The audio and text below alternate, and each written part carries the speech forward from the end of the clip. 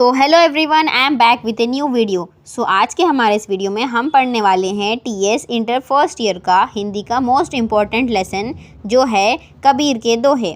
सो ये हिंदी का एक बहुत इंपॉर्टेंट लेसन है बिकॉज इसके अंदर हम दोहे पढ़ने वाले हैं और ये आपके एग्जाम्स में बिल्कुल आएंगे। सो अगर आप इस चैनल पर न्यू हैं तो आप इस चैनल को सब्सक्राइब कर सकते हैं और इस चैनल के अंदर मैंने बहुत सारे important previous year question papers and important questions upload किए हैं। CEC, BiPC, MPC, BCom, BSc, BBA, LLB and SSC के इंपॉर्टेंट क्वेश्चंस मैं अपलोड करती रहती हूँ। एंड मैंने बहुत सारे लेक्चर्स भी अपलोड किए हुए हैं जो सीईसी, बाईपीसी के हैं, इकोनॉमिक्स, कॉमर्स एंड अकाउंट्स के सब्जेक्ट्स के। सो आप उनको चेकआउट कर सकते हैं। सो अब हम पढ़ने वाले हैं कबीर के दोहे। सो कबीर दास जी एक पोएट थे, हिंदी के बहुत इंपॉर्टेंट एंड फेमस पर्सन थे। तो आज हम उनके बारे में पढ़ेंगे और उनका कवि परिचय पढ़ेंगे। सो कवि परिचय मतलब कवि के बारे में ये लिखा गया है। सो यहाँ हम देख सकते हैं, संत कबीर दास जी का हिंदी साहित्य के भक्तिकाल में एक विशिष्ट स्थान था। यानी कि वो हिंदी के एक बहुत इंपॉर्टेंट पर्सन थे, वो पोएट थे। उन्होंने बहुत सारी पोएम्स लिखी थी, दोहे लिखे थे और लोगों को इंस्पायर करने की कोशिश की थी। आप भक्तिकाल की निर्गुण भक्ति धारा के ज्ञान शास्त्री शाखा अथवा संत काव्य धारा के प्रतिनिधि कवि थे। कबीर दास जी हिंदी में एक बहुत इंपॉर्टेंट पर्सन है बिकॉज वो एक अच्छे पोएट थे। उन्होंने अपनी पोएम्स के द्वारा लोगों के ज़िंदगियों में रिफॉर्म्स लाने की कोशिश की है। उन्होंने बहुत सारे सोशल रिफॉर्म्स लाए हैं और समाज में जो भी बुराइयां हुआ करती थी उस टाइम पर उन सभी के अगेंस्ट उन्होंने आवाज़ उठाई है अपने पोएम्स के द्वारा। और जो भी लोग इनके पोएम्स को पढ़ते थे उनकी ज़िंदगियाँ अच्छी होती थी, सुधर जाती थी, क्योंकि ये ज़िंदगियों के लिए बहुत अच्छे स्पिरिचुअल नॉलेज एंड बहुत सारी प्रैक्टिकल सॉल्यूशंस को देते थे। कहा जाता है कि आपका जन्म एक विधवा ब्राह्मणी के गर्भ में हुआ था। यानी कि उनकी जो बर्थ हुई थी वो एक विधवा ब्राह्मणी थी, यानी कि एक जो ब्राह्मण लेडी होती हैं जिसका हस्बैंड की डेथ हो जाती है, जो विधवा थी, उनके पेट में इनका जन्म हुआ था। लेकिन उस टाइम पर लोक लाज के शर्म के भय से उनको उनकी माँ ने जब वो छोटे थे तो उनको लहरतारा नामक एक तालाब में छोड़ दिया गया था। यानी कि उनकी माँ को लगा कि लोग पता नहीं क्या कहेंगे और शर्म के मारे उन्होंने उस बच्चे को तालाब में छोड़ आई थी। तब जहाँ पर एक मुसलमान दंपति यानी कि एक मुसलमान कपल जिनका नाम नीरू और नीमा था, उन दोनों ने मिलकर इनको पाल पोस कर बड़ा किया था। कबीर दास बचपन में अनपढ़ थे लेकिन वो एक पेशावर जुलाहा थे। जुलाहा मतलब वीवर, जो इस तरह से कपड़े बनाते हैं।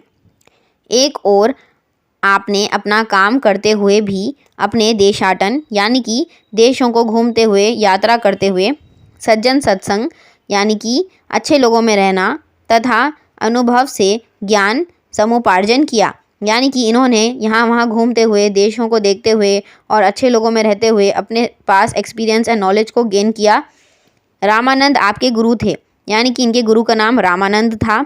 कबीर दास की रचनाओं को उनके शिष्यों ने बीजक नाम की एक किताब में संकलित किया और उसको 3 पार्ट्स में डिवाइड किया, जो है साखी, सबद और रामायणी। ये 3 भाग है, यानी कि ये 3 पार्ट्स है उस एक रचना के, जिसका नाम बीजक है।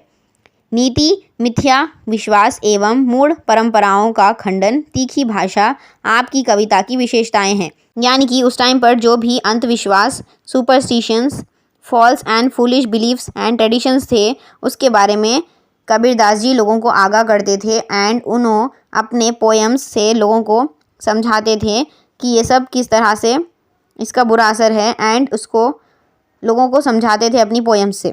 और ये उनकी पोएम्स की स्पेशलिटी थी एंड स्पेशल क्वालिटीज़ थी। सर्वधर्म समानता का संदेश देकर हिंदू मुसलमान की एकता के लिए कबीर दास जी ने विशेष प्रयास किया। यानी कि कबीर दास जी हिंदू एंड मुस्लिम की यूनिटी के बारे में बहुत ज़्यादा कोशिश करते थे और यूनिटी को प्रमोट करते थे। कबीर की भाषा साधु कक्कड़ी अर्थात साधुओं की भाषा थी। यानी कि इन्हों जब भी पोएम्स लिखा करते थे वो एक साधुओं की भाषा में लिखा करते थे और इसके अंदर कई भाषाओं के शब्द पाए जाते हैं। ज्ञानी, भक्त एवं समाज सुधारक के रूप में कबीर दास जी हिंदी साहित्य में अमर रहे हैं।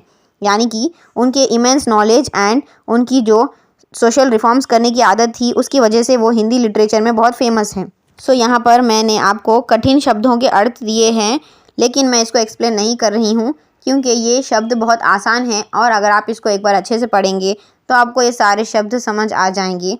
तो हम डायरेक्टली दोहों को समझने की कोशिश करेंगे।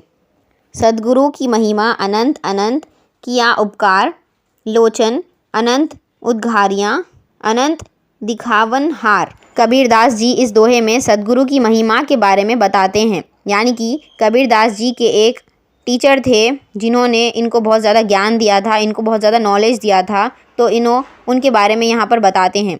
सद्गुरु की महिमा अनंत है और उनके उपकार भी अनंत है। यानी कि उन्होंने इनको बहुत ज़्यादा नॉलेज दी है और उनके जो उपकार है यानी कि उन्होंने बहुत सारी चीज़ें इनको सिखाई है जो हम गिन भी नहीं सकते। उन्होंने मेरी अनंत दृष्टि खोल दी जिससे मुझे उस अनंत प्रभु के दर्शन प्राप्त हो गए। यानी कि यहाँ पर कबीरदास जी कहते हैं कि उनके गुरु यानी कि उनके जो टीचर थे उन्होंने इनको बहुत ज़्यादा नॉलेज दिया, उनको बहुत ज़्यादा समझदार बनाया, जिससे उनकी दुनिया देखने की जो क्षमता है वो बढ़ गई और जो दृष्टि है वो उनकी खुल गई। यानी कि उनका दुनिया देखने का नज़रिया बदल गया और उनके अंदर बहुत ज़्यादा ज्ञान आया। उन्होंने मेरी अनंत दृष्टि खोल दी जिससे मुझे उस अनंत प्रभु के दर्शन प्राप्त हो गए। सद्गुरु ही भगवान के बारे में हमें बताते हैं, भगवान तक पहुँचने का मार्ग भी हमें वही दिखाते हैं। ये दोहा गुरु के महत्व और उनके द्वारा प्रदान किए गए ज्ञान के प्रकाश को दर्शाता है। यहाँ पर एक गुरु की इम्पोर्टेंस बताई गई है कि गुरु ने उनको कितना ज़्यादा नॉलेज दिया जिससे वो सत्य को देख सकते हैं। साच बराबर ताप नहीं, झूठ बराबर पाप, जाके हृदय साच है, ता हृदय गुरु आप। भावार्थ, कबीरदास इस दोहे में सत्य का महत्व के बारे में हमें बताते हैं। कबीरदास जी कहते हैं कि इस जगत में सत्य के मार्ग पर चलने से बड़ा कोई तपस्या नहीं है। यानी कि इस दुनिया में जो लोग सच्चाई के रास्ते पर चलते हैं वो सबसे बड़ी मुश्किल चीज़ है और वो सबसे बड़ी तपस्या है, बड़ी सैक्रिफाइस है, और ना ही झूठ बोलने से बड़ा कोई पाप है। यानी कि वो कहते हैं जो लोग झूठ बोलते हैं वो बहुत बड़ा पाप कर रहे हैं, गुनाह कर रहे हैं, क्योंकि जिसके हृदय में सत्य का निवास होता है उसके हृदय में साक्षात परमेश्वर का वास होता है। यानी कि जो इंसान सच बोलता है उसके दिल में गॉड का जगह होती है। सत्य मार्ग में चलने वाले पर हमेशा भगवान की कृपा होती है। यानी कि जो इंसान सच्चाई के रास्ते पर चलता है उसकी लाइफ में भगवान यानी गॉड की हमेशा कृपा होती है, ब्लेसिंग्स होती हैं। सोना सज्जन साधुजन, टूटी जूटे 100 बार, दुर्जन कुंभ कुम्हार का, एकै धका दरार। कबीरदास जी हमें इस दोहे में सज्जन के गुण के बारे में बताते हैं कि वो कैसे होते हैं। इसके बारे में वो हमें बता रहे हैं कि जो सोना है, सोने को अगर हम 100 बार भी तोड़ेंगे या फिर उसको तोड़ा जाएगा तो भी वो उसको फिर से जोड़ा जा सकता है। यानी कि जो सोना होता है उसको हम कितने भी बार तोड़ते हैं तो वो पिघल कर उसको फिर से हम एक नया शेप दे सकते हैं। इसी तरह जो भले मनुष्य होते हैं, अच्छे लोग होते हैं, हर अवस्थिति यानी हर सिचुएशन में भले ही रहते हैं।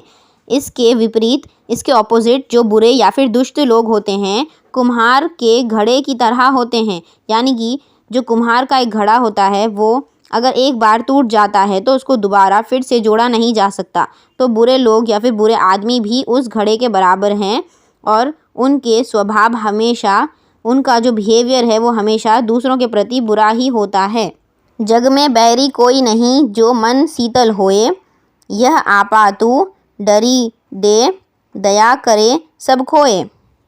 कबीरदास इस दोहे में हमें अहंकार के त्याग करने के लिए कहते हैं। अहंकार यानी कि जो ईगो होता है या फिर हमारा गुस्सा होता है उसको हमें सैक्रिफाइस करना चाहिए या फिर हमें उसे त्याग करना चाहिए। उसके बारे में हमें कबीरदास कहते हैं, आपके मन में यदि शीतलता है, यानी कि अगर आपके मन में दया और सहानुभूति है, यानी कि अगर आपके मन में काइंडनेस एंड लोगों के प्रति अच्छा बिहेवियर है, तो संसार में कोई भी किसी का भी शत्रु नहीं हो सकता है। यानी कि अगर आप अच्छे होंगे, काइंड होंगे, तो आपके दुश्मन बिल्कुल भी नहीं होंगे। इसीलिए अपने अहंकार को हमें निकाल कर बाहर कर और अपने आप को अच्छा बनाना है और आप अपने प्रति दूसरों में भी संवेदना पाएंगे। इसका ये मतलब है कि जब हम ईगो या फिर अहंकार को त्याग कर देंगे तो दूसरे लोग भी हमसे अच्छे से बात करेंगे, अच्छे से काइंड एंड सिंपैथी के साथ बिहेव करेंगे। बोली तो अनमोल है जो कोई जाने बोल, ये तराजू तोली के तब मुख बहार खोल। कबीरदास हमें इस दोहे में मधुर वाणी की महानता के बारे में बताते हैं, यानी कि हमें किस तरह से अच्छी बात करनी चाहिए। हमारी बात करने की जो कला है वो बहुत अच्छी होनी चाहिए, मधुर होनी चाहिए। यानी कि हमें लोगों से इस तरह से बात करना है कि लोग हमें अच्छा इंसान समझें एंड हमसे अच्छे से बात करें। तो यदि कोई सही तरीके से बोलना जानता है तो उसे पता है कि वाणी एक अमूल्य रत्न है। यानी कि जब हम अच्छे से बात करना सीख जाएंगे तो लोग उसको बहुत इम्पोर्टेंस देंगे और वो एक अमूल्य रत्न की तरह है, एक प्रीशियस डायमंड की तरह है। इसीलिए वह हृदय के तराजू में तोल कर ही उसे मुंह से बाहर हमें आने देना चाहिए। यानी कि हमें पहले सोच समझ कर ही मुंह खोलना चाहिए। इसका ये अर्थ है कि हमें हमेशा बात अच्छी करनी चाहिए और हमारी बात मीठी होनी चाहिए और दूसरों को अच्छी लगनी चाहिए। हमें कोई भी बात ऐसी नहीं करनी चाहिए जिससे किसी को बुरा लगे। कबीर गर्व ना कीजिए, काल गहे कर कैस, ना जाने कित मारी है, क्या घर क्या परदेस। कबीरदास इस दोहे में हमें जीवन की अनिश्चितता के बारे में बताते हैं। यानी कि लोगों की लाइफ कितनी अनप्रिडिक्टेबल है, यानी कि हमें पता नहीं कि अगले पल क्या हो सकता है। बिकॉज ज़िंदगी में कोई भी चीज़ अचानक हो सकती है। अपनी शक्ति और अपनी संपत्ति को देखकर हमें घमंडी नहीं बनना चाहिए, क्योंकि इस शरीर के से आत्मा कब निकल जाती है किसी को पता नहीं चलता। यानी कि लोग अच्छे होते हैं लेकिन उनकी कभी भी मृत्यु हो सकती है और वो इसीलिए उनको घमंड करना नहीं चाहिए। मृत्यु किस रूप में आती है और वो कब लेकर किसी को चली जाती है वो किसी को पता नहीं चलता। किसी भी क्षण हमें अपने साथ ले जा सकती है। बाल या अपना हाथ पकड़कर अपने साथ काल में ले जाती है। यानी कि वो किसी को भी डेथ लेकर जाती है। इसीलिए इंसान को घमंड या फिर अपनी किसी भी पैसे के ऊपर गुरूर नहीं करना चाहिए। तब इस दुनिया में तुम्हारा घर ठिकाना नहीं होता। मृत्यु कहीं भी हो सकती है, किधर भी हो सकती है, चाहे घर में हो या परदेश में हो। इंसान को मृत्यु कहीं पर भी आ सकती है और उसको कभी भी वो साथ ले जा सकती है। इसीलिए इंसान को घमंड या फिर गुरूर नहीं करना चाहिए। जहाँ दया तहाँ धर्म है, जहाँ लोभ तहाँ पाप है, जहाँ क्रोध तहाँ काल है, जहाँ क्षमा तहाँ आप। इसका भावार्थ यहाँ दिया गया है। कबीरदास इस दोहे में हमें दया और क्षमा जैसे गुणों के महत्व के बारे में बता रहे हैं। दया यानी कि हमें काइंडनेस एंड सिंपैथी रखनी चाहिए दूसरों के प्रति। क्षमा यानी कि हमें लोगों को उनकी गलतियों पर माफ़ करना चाहिए। जहाँ दया भाव है वहाँ धर्म व्यवहार होता है। यानी कि जहाँ पर लोग काइंडनेस एंड सिंपैथी के साथ रहते हैं वहाँ पर धर्म को अच्छे से फॉलो किया जाता है और धर्म का सही इस्तेमाल होता है। जहाँ क्षमा और सहानुभूति होती है वहाँ भगवान रहते हैं। यानी कि जहाँ पर लोग एक दूसरे को माफ़ करते हैं और अच्छे से काइंडनेस के साथ रहते हैं वहाँ पर भगवान रहते हैं। दया और क्षमा दोनों इस दुनिया में सबसे महान गुण हैं। यानी कि जिस इंसान के पास दया और क्षमा करने की ताकत है, दो गुण हैं, ये बहुत स्पेशल एंड अच्छी क्वालिटीज़ हैं। रात गवाई सोए करी, दिवस गवाएं खाए, हीरा जन्म अनमोल था, कौड़ी बदले जाए। कबीरदास जी हमें इस दोहे में समय का महत्व के बारे में बता रहे हैं। यानी कि जो टाइम है वो कितना प्रीशियस है, उसकी कितनी ज़्यादा वैल्यू है, उसके बारे में बता रहे हैं। जो व्यक्ति इस संसार में बिना कोई काम या कर्म किए पूरी रात को सोते हुए और पूरे दिन को खाते हुए निकाल देता है या व्यतीत कर देता है या फिर वेस्ट कर देता है, वो अपनी हीरे जैसी जो अनमोल जीवन है उसको कौड़ियों के भाव में व्यर्थ कर रहा है, यानी वेस्ट कर रहा है, गवा देता है। समय एक बार अपने हाथ से छूट जाता है तो वो फिर से वापस नहीं आता, वो कभी भी वापस नहीं आता।